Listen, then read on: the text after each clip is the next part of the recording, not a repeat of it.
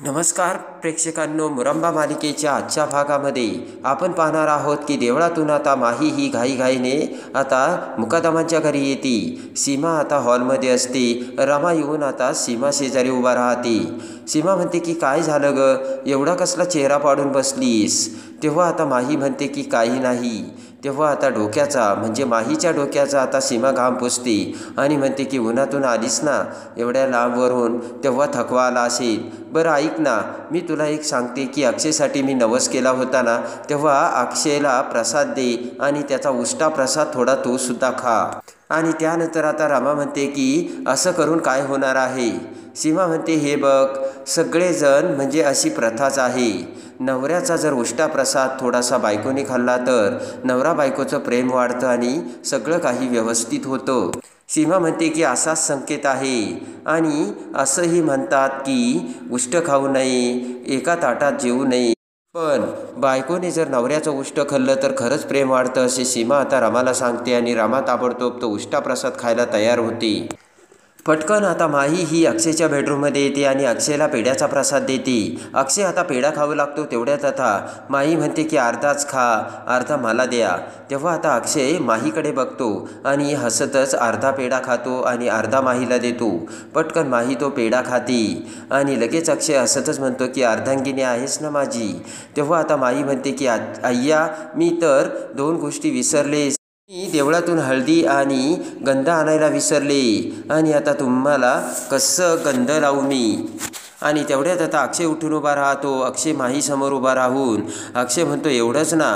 प्रेमाने माहीचा हात धरून अक्षय आता माहीच्या एकदम जवळ येतो आणि आता अक्षय एवढा जवळ आलेला असतो की प्रेमाने माहीच्या कपाळाची हळदी कुंकू आता लगेच अक्षयच्या कपाळी लागते आणि लगेच बाजूला होत अक्षय म्हणतो बघितलंस का, लागला ना, आपण दोघे एकच आहोत आणि कशाला तू टेन्शन घेतेस? आणि त्यानंतर आता माही ही मानेनेच होकार देते। माही आता खूप खुश झालेली असते। अक्षय आता कॉटवर बसतो, तो माही एकटक नजरेने आता अक्षयकडे बघू लागते आणि त्यानंतर आता माही रमा अक्षयच्या त्या फोटोकडे बघते आणि विचार करते की तुम्ही तर माझीच आहात आणि माझा तुमच्यावरती सगळा हक्क आहे। इकडे आता पाटील मॅडम नीलला म्हणतात की यांना आत्ता सोडायचं, तुम्ही घेऊन जाणार आहात का? तर तेवढ्यात नील आता रमाकडे बघतो आणि म्हणतो पाटील मॅडम, या बाई आत्ताच आल्या आहेत, राहू द्या यांना काही दिवस इथे, यांचा आपल्याला पाहुणचारही घ्यायचा आहे। रमाकडे बघत आता नील म्हणतो की यांना कुठे बाहेर सोडायचं, यांच्या तर डोक्यावर परिणाम झालाय, उगाच या लोकांना त्रास देतील। आणि इकडे आता रमाकडे बघत नील म्हणतो की पाटील मॅडम त्याचं काय आहे ना, माही दिसायला सुंदर आहे, तरुण आहे, बाहेर यांना कोणी काही केलं तर आणि उगाच आमच्याच डोक्याला ताप व्हायचा असे आता नील बोलतो। आणि नील म्हणतो बघू नंतर काय करायचं? रमा म्हणते की बघू नंतर काय करायचं म्हणजे काय, मला इथून सोडा, माझी काहीच चूक नाहीये। आणि त्यानंतर आता नील म्हणतो मी देविकाशी बोलतो आणि यांना नंतर इथून घेऊन जातो, तोपर्यंत राहू दे यांना इथे। आणि नील तेथून निघून जातो तेव्हा रमा त्या पाटील कॉन्स्टेबलला विनंती करू लागते मला इथून सोडा, मी काहीच नाही केलं। पाटील आता कॉन्स्टेबल रमाला म्हणते कशाला ओरडतेस, गुपचूप राहा इथे। आणि रमा म्हणते मी काहीच नाही केलं। तर पाटील कॉन्स्टेबल म्हणतात की हे वाक्य ना आम्ही दररोज ऐकतो, हिला काहीतरी जेवायला द्या रे, उगाच डोक्याला कटकट, असे म्हणत पाटील कॉन्स्टेबल तिथून निघून जाते। तर रमा म्हणते मी काहीच नाही खाणार। आणि एवढ्यात हवालदार एका मोठ्या प्लेटमध्ये आता डाळ आणि भात घेऊन येतो आणि ते ताट तसंच आता रमासमोर टाकून लॉक लावून बाहेर निघून जातो। रमा त्या डाळ आणि भाताकडे बघत असते आणि इकडे आता मुकादमांच्या घरी सगळेजण जेवायला बसलेले असतात आणि आता रमाने म्हणजे माहीने सगळ्यांना वाढलेलं असतं। आणि तेवढ्यात आता जान्हवी म्हणते की रमा नेहमी म्हणायची की सगळ्यांनी एकत्र जेवायला बसलं की कसे छान वाटतंय, तर आई आजी म्हणते खरंच खूप छान वाटतंय। आणि तेवढ्यात आता अक्षय जान्हवीकडे बघतो आणि जान्हवी आता पुन्हा डचकते, तर आनंद आता जान्हवीला खुणावतो। तर जान्हवी म्हणते हो हो, रमा कायम म्हणते की असे एकत्र जेवायला बसलं की छान वाटतं आणि बरं वाटतं। हो, मयुरी म्हणते की मला देखील आठवतंय एकदा आपल्या घरामध्ये वाद झाले होते तेव्हा रमा म्हणाली होती की सगळ्यांनी एकत्र जेवायचंय आणि यमक बघूनच बोलायचं। आणि अक्षय म्हणतो की तुम्ही सगळेजण असे का बोलताय, आठवतंय म्हणजे काय, रामा समोर आहे, डायरेक्टली तिच्याशी समोरच बोला ना. आणि रामा म्हणते हो हो मला आठवतंय ना, तेव्हा तुम्ही असं का बोलताय. सीमा म्हणते की हो हो तिला तर सगळं आठवतंय. आणि लगेच आता सीमा म्हणते हो हो रामा तू म्हणली होती ना ते मलासुद्धा आठवतं. एकदा तू म्हणाली होती की भाजी झाली भेंडीची खूप छान आणि ते करत असताना अवघडली माझी मान. आणि रामा म्हणते की अरे वा हे तर किती खूप भारी आहे. अक्षय आता माहीकडे बघतो तर माही म्हणते आठवतंय ना मला. आणि लगेच आता रामा म्हणते की हे तर खूप भारी आहे आणि आपण फक्त एकदाच बोललो होतो, पण आता उद्या शनिवार आहे ना, दर शनिवारी आपण हेच यमक स्वरूपात बोलायचं. आणि माही आता हसतच म्हणते जेवा बरं आता, एकतर जेवण गार होऊ राहिलंय. आब्या म्हणतो की हो आता तर जेवावाच लागेल कारण तू सांगितलंस तसं. आणि त्यानंतर आता माही ही अक्षयला म्हणते की आता बाद झालं आणि तुम्ही तो घास तसाच डिशमध्ये ठेवा. आणि लगेच आता रामा तो अक्षयचा उष्टा घास आता किचनमध्ये घेऊन जाते आणि माही आता तो घास पटकन खाऊ लागते. तर तेवढ्यात आता इकडे अक्षय आई आजीला ते थोडंसं अवघड वाटतं. तेवढ्यात आता सीमा ही माहीकडे येते आणि म्हणते की काय ग. आणि लगेच सीमाकडे बघत माही म्हणते की तुम्हीच म्हणाला होतात ना की उष्टा घास खाल्ल्याने प्रेम वाढतं म्हणून. सीमा खुश होते आणि माहीचा चेहरा पकडत म्हणते की भोळी ग भोळी आणि खरंच प्रेम वाढतं. आणि लगेच आता सीमा तेथून निघून जाते तर माही विचार करते की वाढायलाच हवं प्रेम. आता मला अक्षय आवडतो तर त्याला मी तरी काय करणार आहे. आणि यानंतर आता माहीला रमाची आठवण येते आणि माही विचार करते की रमा जर जिवंत असेल तर मी काय करायला हवं. आणि पुन्हा माही आता रमाच्या विचारात पडते. इकडे आता नील हा पुन्हा आता घरी येतो आणि देविकाकडे येत म्हणतो की देविका मी रमाला जेलमध्ये टाकलंय. ते ऐकून आता देविकाला मोठा धक्का बसतो आणि उठून उभा राहत देविका आता नीलकडे बघते. आणि आता देविका म्हणते की हे काय नील आता तुझं नवीन नाटक. नील म्हणतो की काही नाटक नाही, ती नुसती पळून जायची ना, बसू दे आता तिला जेलमध्ये. आणि लगेच आता देविका म्हणते की खरं सांग नील तू कसं काय तिला जेलमध्ये टाकलं. हसतच नील आता देविकाकडे येतो आणि म्हणतो की देविका तू मला अजून पूर्णपणे ओळखलेलं तरी कुठे. तेव्हा आता बोट करत देविका म्हणते मला तुझ्यावरच डाऊट येतोय.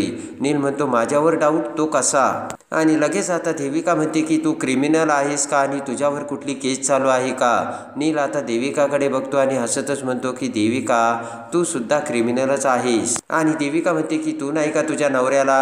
आणि नील आता वर बघतो आणि नील म्हणतो तरी सुद्धा तू इथे माझ्यासमोर उभी आहेस ना.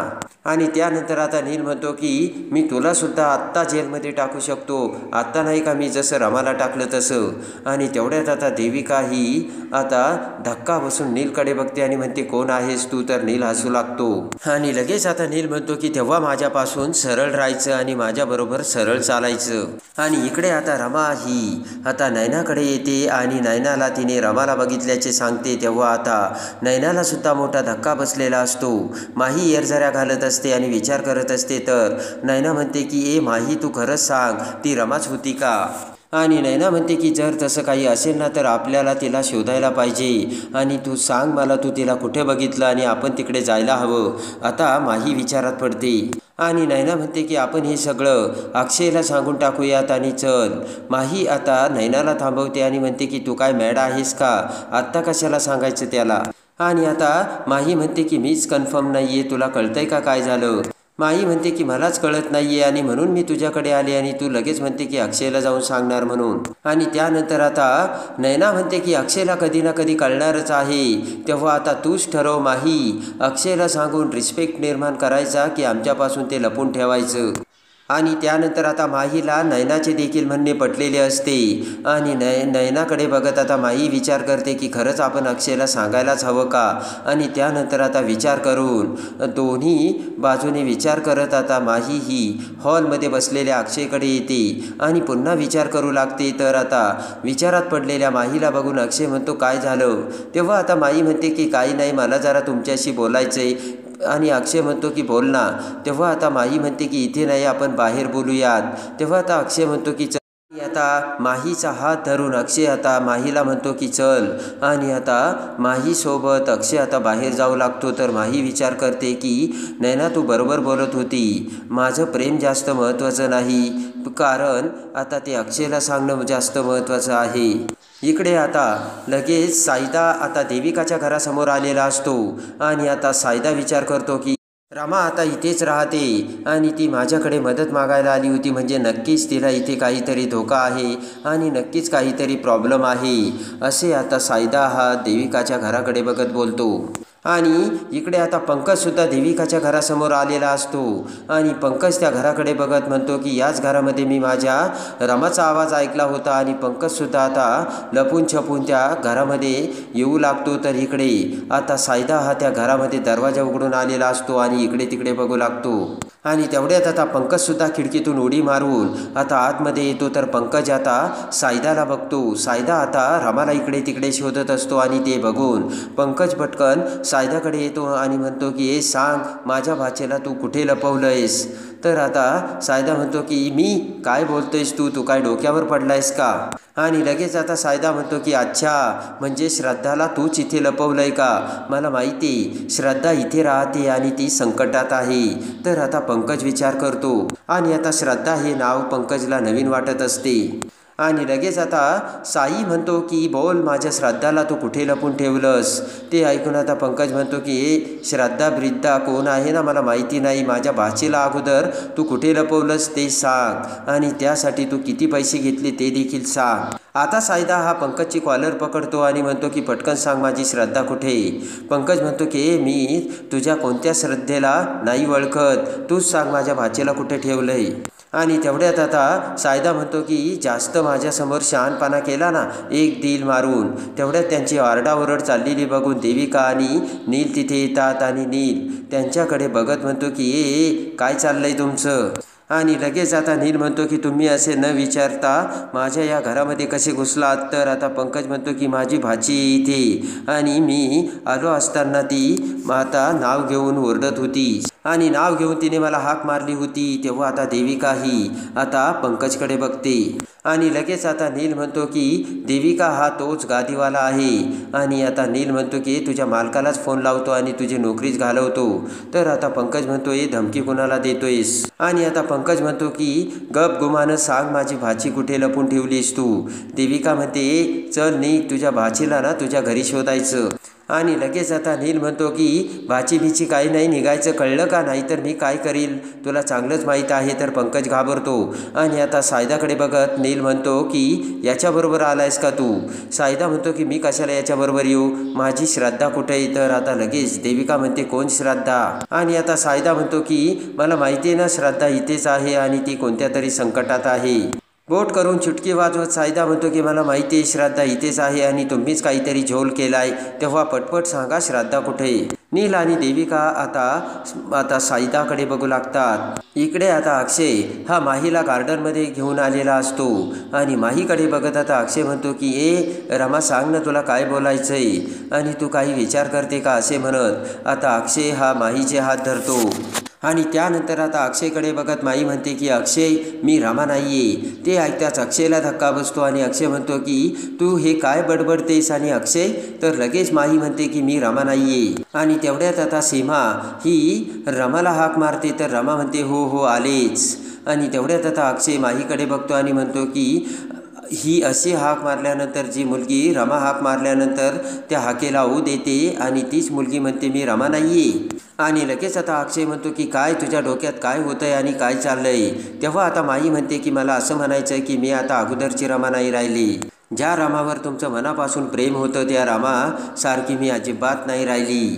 आणि रामा म्हणते की म्हणजे आता पूर्वीसारखं काही राहिलं नाही, मोठ्या अपघातातून सुद्धा गेलीत आणि एवढं सगळं माझ्यासोबत झालं. तेव्हा आता मला खरंच खूप भीती वाटायला लागली आणि रात्री झोपेतसुद्धा मी डचकून उठते, असे आता माही ही अक्षयला सांगत असते. आणि लगेच आता माही म्हणते की मला असं वाटतं की मी या घरापासून आणि या माणसापासून लांब जाते.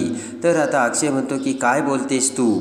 आणि त्यानंतर आता रमा म्हणते खरंच मला खूप भीती वाटू राहिली आणि काय करायचं ना तेच मला काही कळत नाहीये.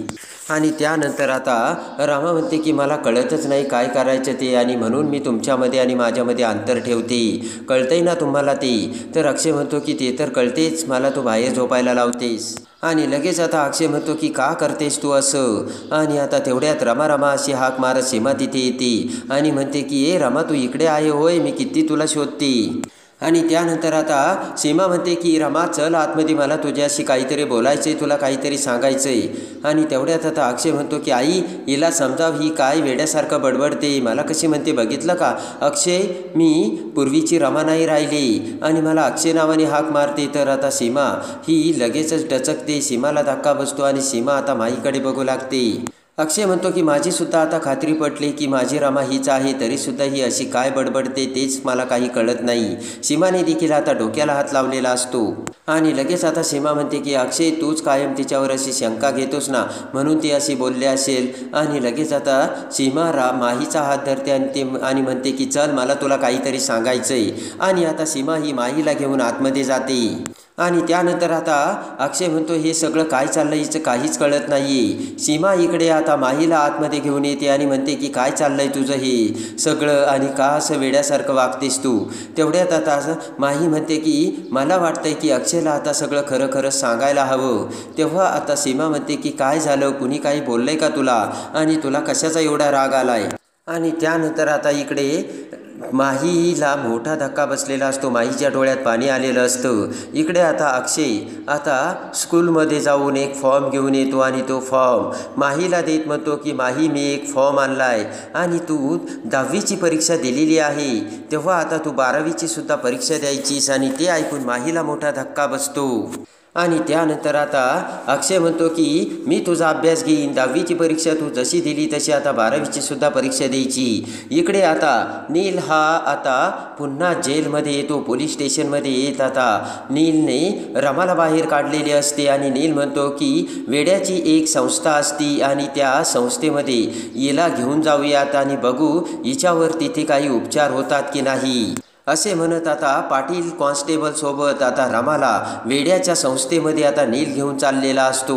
आणि त्याच वेळेस आता गाडीतून जात असताना समोरून कावेरी तेथून जात असते आणि कावेरीला आता रमाला गाडीत घातल्याचे बघताच मोठा धक्का बसतो. आणि कावेरी आता म्हणते की ही पोलीस स्टेशनमध्ये काय करते आणि ही रमा तर नसेल ना. आणि आता मोठा संशय आता कावेरीला आलेला असतो. तर आता कावेरी ही सीमाला फोन करून रमा म्हणजे माही ही पोलीस स्टेशनमध्ये होती का असे विचारताच आता सीमा माही ही घरी असल्याचे सांगून कावेरीला रमा ही पोलीस स्टेशनमध्ये तिला कुठेतरी घेऊन चालल्याचे सत्य आता कसे सीमाला सांगणार आणि खरी रमा जिवंत असल्याचे सत्य सीमासमोर येऊन मुकादमांच्या घरात पुन्हा एकदा कसा नव्याने रमाचा धमाका उडणार हे बघण्यासाठी आणि मुरंबा मालिकेच्या डेली अपडेटसाठी बेल नोटिफिकेशनवर क्लिक करून आपल्या चॅनलला लाईक करा, सबस्क्राईब करा.